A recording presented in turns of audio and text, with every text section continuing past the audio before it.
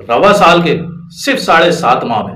کراچی کے 550 معصوم اور بے گناہ لوگ ٹائروں تلے کچل دیے گئے، یعنی 550 گھر اجڑ گئے، مگر نہ صوبائی اسمبلی میں شور سنائی دیا اور نہ ہی قومی اسمبلی میں بیٹھے اراکین کے کانوں پر جوری کی، نہ کسی سیاسی یا مذہبی جماعت نے دکھ اور افسوس کا اظہار کیا۔ ہاں،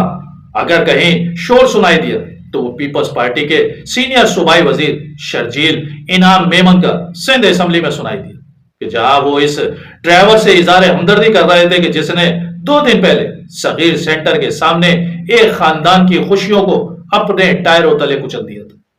یا پھر انہیں ان 35 ڈمپروں کے جلنے پر کافی صدمہ تھا کہ جنہیں جلا دیا گیا تھا۔ ان کی نظر میں 550 لوگوں کو مارنے والے قاتل اور دہشت گرد نہیں ہیں، مگر جنہوں نے مشتعل ہو کر ان قاتل ڈمپروں کو نظر آتش کیا وہ دہشت گرد۔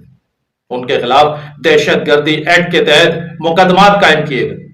اور یہی نہیں، ڈمپر مافیا کی دہشت گردی کے بعد جب عوام نے غم و غصے کا اظہار کیا تو بدماشی اور غنڈہ گردی دیکھی کہ شہر بند کرنے اور مہاجروں کو جلانے کی دھمکیاں دی گئی،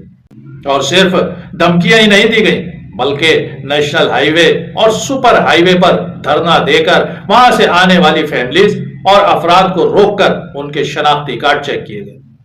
اور اردو بولنے یا مہاجر ہونے کی بنیاد پر ان پہ بدترین تشدد کیا گیا۔ ان کی گاڑیوں کو توڑا گیا، ان پر ڈنڈے اور پتھروں سے ان کے شیشے چکنا چور کر دیے گئے، مگر سلام ہے سندھ حکومت کو اور اس کی پولیس اور افسر شاہی کو کہ وہ انہیں گرفتار کرنے کے بجائے لیاقت محسود کی ترجمانی کرتے ہوئے صغیر سینٹر کا ماضی اور ان کے مائنڈ سیٹ پر بریف کرتے رہے۔ یہ ہے کراچی کی لاوارسی اور یتیمی